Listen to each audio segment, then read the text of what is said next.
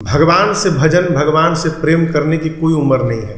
तो शुरू से मन रहता है किसी को डॉक्टर बनना है, किसी को इंजीनियर बनना है, कोई कुछ और करना चाहता है, कोई नासा, ये मतलब तरह तरह की चीज़ें लोग मतलब आधुनिकता में पले बड़े हैं ज़्यादातर। आपके मन में बचपन से था या अब आया, या कब, मतलब आपके मन में अध्यात्म कब आया? मैं व्यक्तिगत रूप से मैं डॉक्टर बनना चाहता था, परंतु पढ़ाई के साथ साथ विज्ञान लेकर। बनारस कैसा लगा आपको? बनारस कैसा लगा ये तो प्रश्न ही गलत है। वस्तुतः आप पढ़े लिखे हैं, आप पढ़ाई बचपन में प्रारंभ की कि अभी आकर? नहीं, बचपन से। अगर नाथ देखोगे अवगुण हमारे, अगर नाथ देखोगे अवगुण हमारे,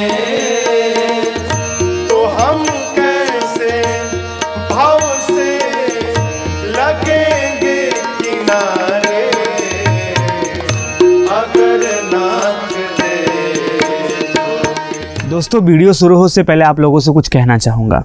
अभी हाल ही में मैंने राजन जी महाराज का इंटरव्यू लिया, जो कि एक बहुत ही बहुचर्चित कथावाचक हैं। लगभग लाखों युवा, करोड़ों युवा उनको फॉलो करते हैं। यही एक ऐसे कथावाचक हैं जिनको युवा फॉलो करते हैं। वैसे बहुत सारे कथावाचक हैं जो बहुत अच्छा कथा प्रवचन कहते हैं, काफ़ी अच्छे भजन कहते हैं, लेकिन ये हमें लगता है, जैसा कि मेरा अनुभव है, जो मैं मानता हूँ, मेरे हिसाब से ये एक ऐसे इंडिया के कथावाचक है जिनको ज़्यादा से ज़्यादा युवा देखते हैं और युवा इनको अपना आदर्श मानते हैं। इनकी वजह से कितने युवाओं ने भजन कीर्तन स्टार्ट कर दिया और भक्तिमय हुए, आध्यात्म जीवन को शुरू किया। तो उन्हीं का मैंने इंटरव्यू लिया था, कल ही लिया है इंटरव्यू। थोड़ी बहुत गलती हुई है, क्योंकि मैं ना जब उनके पास गया तो मैं थोड़ा भावुक हो गया था, और जब पहली बार मैंने उनको देखा ना, तो उनके चेहरे पे जो तेज़ था, मैं चकित था। मतलब आई वॉज सो कन्फ्यूज़ कि कैसे हो सकता है ऐसा। फिर सोचा कि यार, हम लोग कभी कभी सुंदरकांड पढ़ते हैं, कभी कभी भजन करते हैं, फिर भी हम लोग इतना पॉजिटिव महसूस करते हैं, इतना अपने आप में अच्छा फील करते हैं, बेटर फील करते हैं। तो वो तो दिन रात रामचरितमानस पढ़ते हैं, रामायण पढ़ते हैं, प्रभु का गुणगान करते हैं, भजन करते हैं। तो कहीं ना कहीं एक छाया है उनके ऊपर राम जी की, और काफ़ी अच्छा लगा उनसे मिलके। मैं थोड़ा भावुक हो गया था, आप सभी से माफ़ी चाहूँगा, क्षमा चाहूँगा। मैं उनके पास गया, लेकिन मैंने जितनी भी तैयारियाँ की थी, क्वेश्चन तैयार किए थे, लगभग सब भूल सा गया। मेरे मुंह से आवाज़ तक नहीं आ रही थी, मैं एकदम घबरा गया था, जैसे लग रहा था कि जवान सूखा जा रहा है। तो ये मेरा अनुभव था। मैंने सोचा वीडियो शुरू होने से पहले आप लोगों को शेयर कर दूं, और काफ़ी मैं उनको अपना आदर्श जैसा मानता हूं। वो मेरे लिए काफ़ी मायने रखते हैं, क्योंकि 3-4 साल पहले तक मैं इन सब चीज़ों में बिल्कुल बिलीव नहीं करता था, भक्ति भाव से बिल्कुल दूर था और इंटरेस्ट नहीं था। जैसे कहते हैं ना, मॉडर्निटी, आधुनिकता मेरे ऊपर सवार थी कि ये सब क्या होता है, अंग्रेजी पढ़ो, पर्सनालिटी डेवलपमेंट करो और कम्युनिकेशन स्किल बढ़ाओ, और भक्ति मतलब कुछ नहीं था।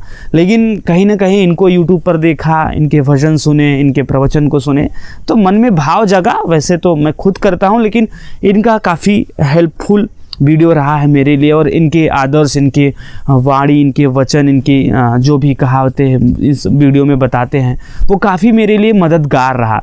तो मैं बहुत दिनों से मिलना चाहता था, मेरा मन था, एक तरह से ड्रीम था कि उनसे मैं मिलूं, उनके चरणों में अपना सर रखूं, उनसे बातें करूं, उनका आशीर्वाद मिले, और वो मुझे मिला। हाँ, थोड़ी गलती हुई कि वहाँ जाने के बाद मैं एकदम भावुक हो गया, घबरा गया, ठीक से वीडियो नहीं बन पाया। तो आप सभी से माफ़ी चाहूँगा, इस बार माफ़ कर दीजिए। और भी एक चीज़ें बताना चाहूँगा कि देखिए, मैं इंटरव्यू करता हूँ, अभी मैं पूरी तरह से घुल मिल नहीं पा रहा हूँ। कुछ लोगों को लगता है कि मैं बहुत प्रोफेशनल इंटरव्यू करता हूँ, धन्यवाद, वो मुझे अप्रिसिएट भी करते हैं, मुझे इज्जत देते हैं, वैल्यू देते हैं, मेरी तारीफ़ भी करते हैं, उन सभी को मैं धन्यवाद देना चाहूँगा। लेकिन मैं ना संतुष्ट नहीं हूँ, मैं इससे और अच्छा करना चाहता हूँ, और प्रोफेशनल करना चाहता, और बढ़िया करना चाहता हूँ। इंटरव्यू लेते समय सामने वाले के साथ एकदम घुल मिल कर इंटरव्यू करना चाहता हूँ, हंसी मजाक गपशप सब कुछ करना चाहता हूँ, और एक इंटरेस्टिंग इंटरव्यू करना चाहता हूँ। वो पहले जो आता था, नमस्कार, ये सब चीज़ें नहीं करना चाहता हूँ। प्रयास करूँगा कि अपने आप को काफ़ी बदल दूँ, अपने आप को काफ़ी डेवलप कर दूँ, अपने नॉलेज, अपने कम्युनिकेशन स्किल का काफ़ी ग्रोथ करूँ, और पूरा प्रयास रहेगा कि मैं इससे अच्छे वीडियोज़ लाऊँ, मैं थोड़ा और प्रोफेशनल मोटिवेशनल इंटरव्यूज़ करूं, मैं और अच्छे अंदाज में आप लोगों के सामने आऊं। और मेरा वादा है दोस्तों, अगर आप लोग ऐसे ही साथ देंगे, अगर गलतियां हैं तो माफ़ करेंगे, तो मैं पूरी कोशिश करूंगा कि मैं इंडिया के अच्छे एंकरों में मेरा नाम आए और एक अच्छा इंटरव्यूअर बनूं आप लोगों के समक्ष, और प्रयास करूंगा और अच्छी मेहनत करूंगा। जैसे देव सिंह का मैंने इंटरव्यू लिया, भोजपुरी के अच्छे विलन हैं, तो वहाँ भी थोड़ा बहुत मैं घुल मिल नहीं पाया। तो ऐसे कई बार हो रहे हैं, मतलब शुरू में ही सीख रहा हूँ सब कुछ, मैं लोगों से ही सीख रहा हूँ। तो होता है मेरे साथ कि ठीक ठाक से मेरे हिसाब से मैं संतुष्ट नहीं हूँ, मैं इससे और अच्छा आप लोगों के सामने आना चाहता हूँ और खुल के आना चाहता हूँ। पूरा प्रयास करूँगा कि आप लोगों के सामने और खुल के आऊँ और डेवलप करके आऊँ और अपने आप को अपग्रेड करके आप लोगों के सामने आऊँ। तो बस यही छोटी सी बात मैं आप लोगों को कहना चाहता था। सब लोगों को मेरा सादर प्रणाम और निवेदन है कि ऐसे ही प्यार देते रहिए। मैं संतुष्ट नहीं हूँ अपने काम से, मैं और अच्छा करने का प्रयास करूँगा। अभी के लिए बस इतना ही, वीडियो शुरू करते हैं। जी नमस्कार दोस्तों, स्वागत है आप सबका द देसी मीडिया पर।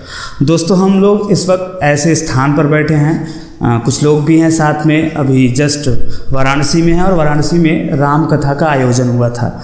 आप सभी लोगों ने एक गाना तो काफ़ी सुना होगा, सीताराम सीताराम सीताराम कहिए, जाहि विधि राखे राम, वाहि विधि रहिए। सीताराम सीताराम सीताराम कहिए, जाहि विधि राखे राम, ताहि विधि रखिए। अब इससे ज़्यादा मैं नहीं गाऊंगा, क्योंकि मैं जिस व्यक्ति के सामने, जिस इंसान के सामने बैठा हूँ, गाना मेरे लिए ज़्यादा उचित नहीं हुआ, क्योंकि ये उनका गाना है और हमें लगता है पूरे यूपी के, पूरे भारत के लोगों ने सुना है, युवाओं ने सुना है, और आज उन्हीं के साथ हम बैठे हैं। आज हमारे साथ हैं पूज्य राजन जी महाराज। सबसे पहले तो आपको प्रणाम, नमस्कार। कैसे हैं आप? बनारस कैसा लगा आपको? बनारस कैसा लगा, ये तो प्रश्न ही गलत है। जो स्वयं भगवान विश्वनाथ की नगरी है, परम पुनीत नगरी है, दिव्य नगरी है, यहाँ आकर मेरा सौभाग्य बढ़ा। और जैसे मैं युवा हूँ, और जहाँ तक अभी आप इस वक्त सिचुएशन अगर आप देखेंगे तो भारत में जैसे मॉडर्निटी को लेकर, आधुनिकता को लेकर युवा कहीं ना कहीं इन सब चीज़ों से, आध्यात्मिक चीज़ों से, चाहे वो रामायण हो, चाहे भागवत हो, चाहे इन सब चीज़ों से पीछे भाग रहे हैं। लेकिन आपका जो भजन है, जहाँ तक मेरा अनुभव है, जहाँ मैंने जाना है कि मेरे जैसे काफ़ी सारे युवा हैं पूरे भारत में जो आपको फॉलो करते हैं, आपको सुनते हैं। और मैं जहाँ देखता हूँ, अक्सर देखता हूँ कि लोगों के स्टेटस पे होता है, लोग हमेशा आपके भजन को लगाते हैं। तो काफ़ी मेरे लिए भी बहुत बहुत गरिमा वाली बात है, और धन्यवाद फिर से एक बार गुरुजी का करना चाहूँगा। और मेरा एक स्वप्न भी था कि मैं सर के साथ या गुरुजी के साथ एक बार ना कुछ हो तो एक फ़ोटो भी हो जाएगा तो भी बड़ी बात है। तो मेरा सौभाग्य है कि आज इनके साथ हूँ। मेरा एक छोटा सा सवाल है कि जैसे जो आधुनिकता लोगों में आ रही है, मेरे जैसे युवा हैं, कहीं ना कहीं तकलीफ़ भी होता है कि मैं उनको देखता हूँ। मैं वैसे मीडिया में हूँ और मैं पहले बॉलीवुड में भी रह चुका हूँ, तो मैं सुंदरकांड करता हूँ और रामायण भी पढ़ता हूँ। लेकिन मेरा कहीं ना कहीं मेरे साथ भी बड़ा बुरा होता था, लोग मजाक उड़ाते थे कि ये बनारसी क्या ये सब कर रहा है, ये कोई एज है 50 के बार करना।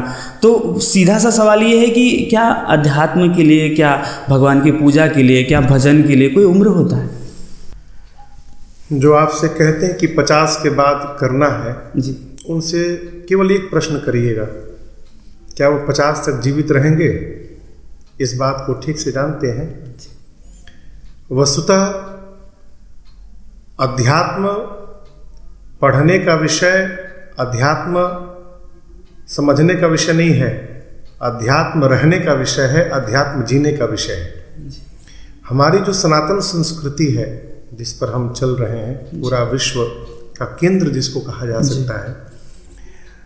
अभी 2 दिन पहले एक बात आई कि पूरे ब्रह्मांड में, पूरे विश्व में जो भी बालक जन्म लेता है वो जन्म से सनातनी रहता है जी। उसके बाद में उसको बदला जाए, जो भी कुछ किया जाए, जो भी बना दिया जाए, लेकिन मूलभूत जो स्वरूप है किसी भी जीव का जो जन्म ले रहा है वो सनातनी होकर ही जन्म लेता है।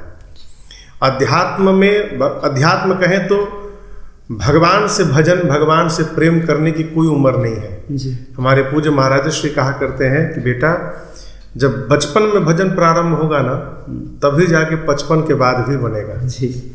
और जिसका बचपन में प्रारंभ नहीं हुआ, उसका 55 के बाद होने वाला नहीं है। वस्तुतः आप पढ़े लिखे हैं, आप पढ़ाई बचपन में प्रारंभ किए कि अभी आकर? नहीं, बचपन से। बचपन में स्मरण शक्ति प्रबल होती है, युवानी में पुरुषार्थ की शक्ति प्रबल होती है, बुढ़ापे में विचार की शक्ति प्रबल होती है। बचपन में हम जो पढ़ेंगे उसको बुढ़ापे तक भूल नहीं पाएंगे। जवानी में आप पढ़ेंगे कुछ वर्षों तक याद रहेगा, बुढ़ापे में पढ़ेंगे सुबह पढ़े शाम को भूल जाएंगे। इसलिए भगवत शरणागति जो भी हमारे धर्म ग्रंथ हैं, रामायण कहें, रामायण पुराण इतिहास में आता है, 4 वेद हैं, वो तो यज्ञोपवीत के बाद पढ़ सकते हैं। 18 पुराण, चारों वेद को और सरल करने के लिए 18 पुराण बनाए गए।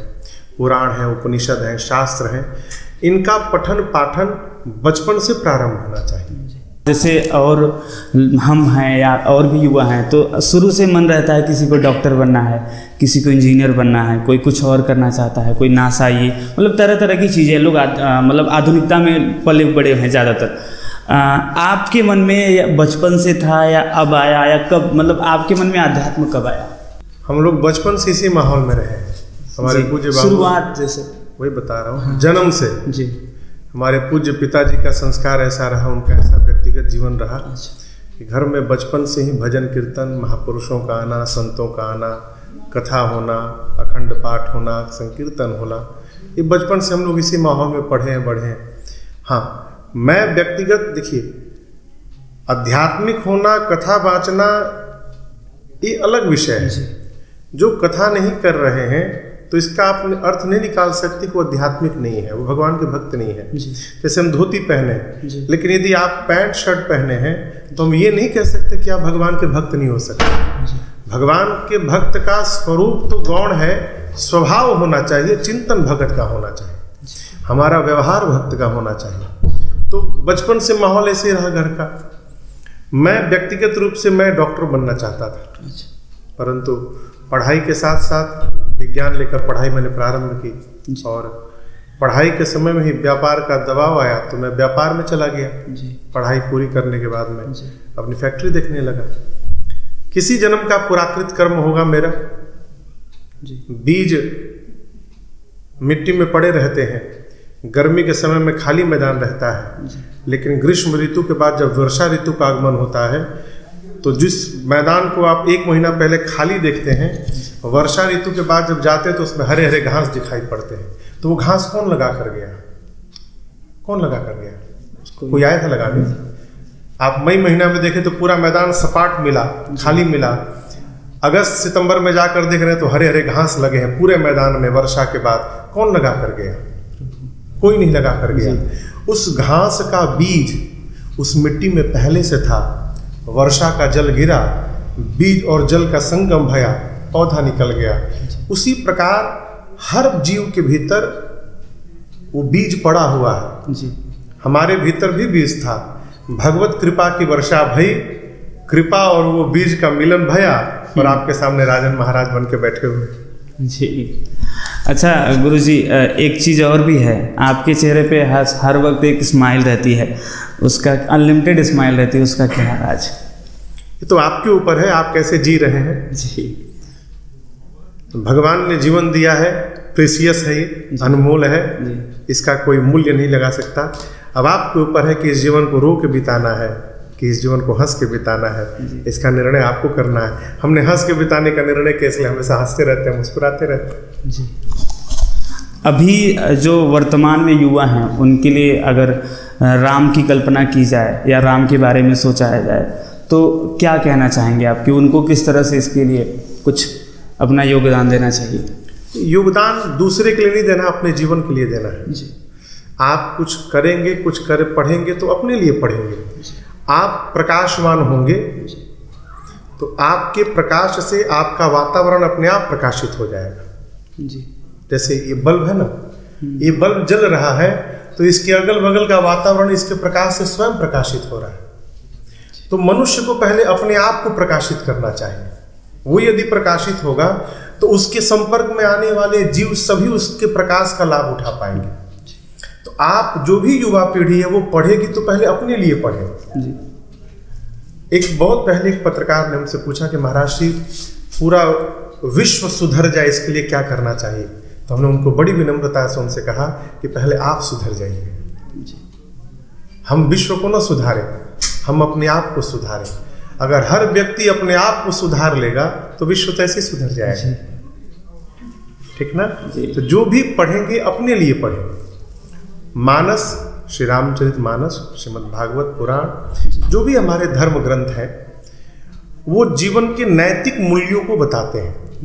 हम जिस राघव जी की कथा गाते हैं, जिनके आश्रम में ये श्री रामचरित मानस जी हैं, एक मनुष्य का